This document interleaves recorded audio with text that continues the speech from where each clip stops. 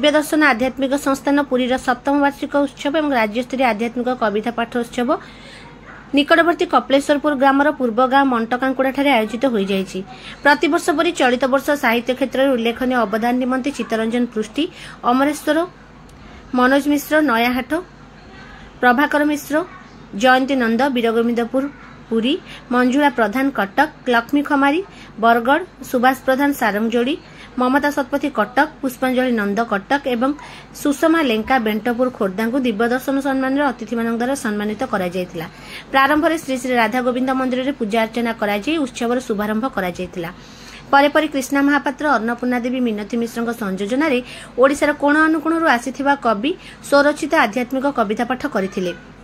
अन्यमानक मध्य लक्ष्मीप्रिया दास, उमाकांत महापात्र, कमल दास, परशुराम पात्र, आशीष कुमार स्वाई, सुभाष चंद्र स्वाई, महेश्वर जेना, सत्यभामा नायक, जोगेश्वर नायक, जोगेन्द्र साहू, महेन्द्र दास, कल्पना मिश्र, गोपाल महापात्र, मनोरमा पात्र, अध्यापिका राजश्री दलाई, विजयलक्ष्मी साहू, डॉक्टर रूपश्री मिश्र प्रमुख स्वरचित कविता पाठ करथिले। दिव्य दर्शन आध्यात्मिक पत्रिकार संपादिका प्रवासिनी मिश्र अतिथि मानक स्वागत करने सह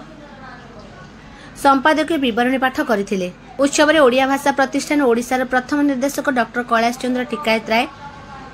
वरिष्ठ लेखक प्रशांत दास, डॉक्टर हेमंत कुमार छोटराय, विजयलक्ष्मी दास मिश्र, विश्वप्रकाश पट्टनायक, सुकुमार सामल, साधना पत्री, पर्णमासी देवी प्रमुख मंचासीन थिले। दीप्ति मिश्र, डॉक्टर सस्मिता मिश्र, प्रतिभा दास, प्रशांत त्रिपाठी और मंटकांकुड़ा युवक संघर सभ्य माने कार्यक्रम परिचालना करथिले। এই অবসরে ডক্টর প্রভাত কুমার মহাপাত্র, ডক্টর হেমন্ত কুমার ছোটরায়, চন্দ্রশেখর মহারণা, ডক্টর বলরাম দাস, বিশ্বপ্রকাশ পট্টনায়ক, প্রভাসিনী মিশ্র, বিজয়লক্ষ্মী দাস মিশ্রଙ୍କୁ মন্টকাগুড়া কোঠ পক্ষରୁ ସମ୍ମାନିତ କରାଯାଇଥିଲା। ପ୍ରିୟପତ୍ରର ସମ୍ପାଦକ ବିପିନ ବିହାର ଦଳାଇ ସଭାପତିତ୍ୱ କରିଥିବା ବେଳେ ଶେଷରେ ମଣ୍ଟକାଙ୍କୁଡ଼ାର ସଭାପତି ବାଳକୃଷ୍ଣ ରାଉତ ଧନ୍ୟବାଦ ଅର୍ପଣ କରିଥିଲେ।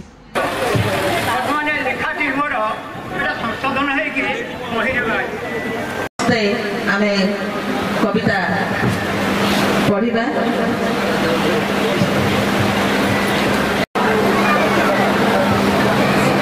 जड़े सांग आम चित्रेशन को टिके डाकन मंच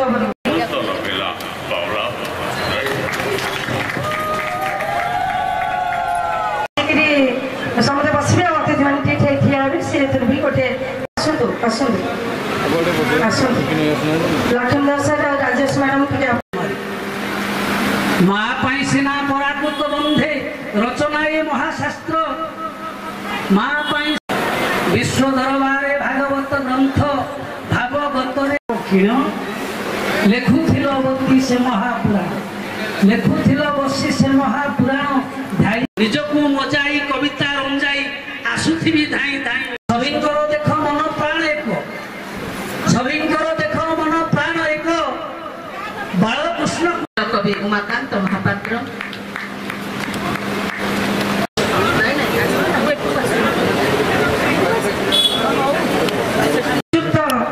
मनोज कुमार मिश्र साहित्य संस्कृति और समाज सेवा सहित परमात्मा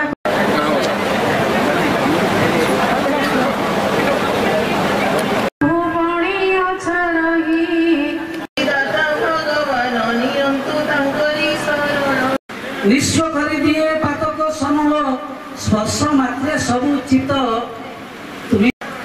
संस्कृत केंद्रीय सदाशिव केंद्रीय संस्कृत यूनिवर्सिटी संतान तुम पद तले परिवार तरफ आज जो भव्य कार्यक्रम आमर पादुका पीठ में कर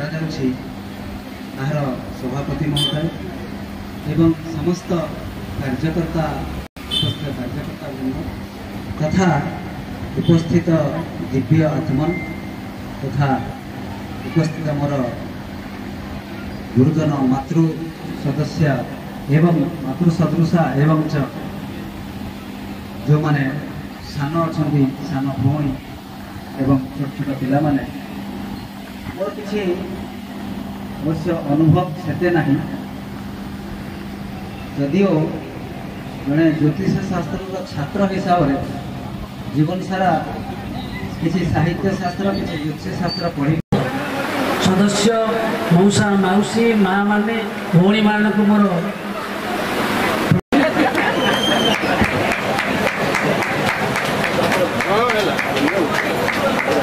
के घर तले उत्साहित करନ୍ତୁ सुषमा लेंका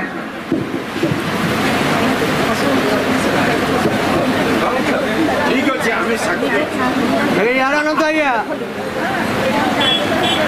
अरे हाथ बर्ती करनो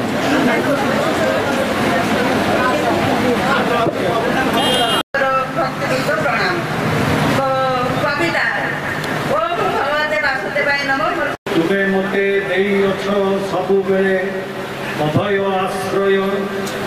आपदे विपदे प्रभु तुमे मते देई अछ सबु बेले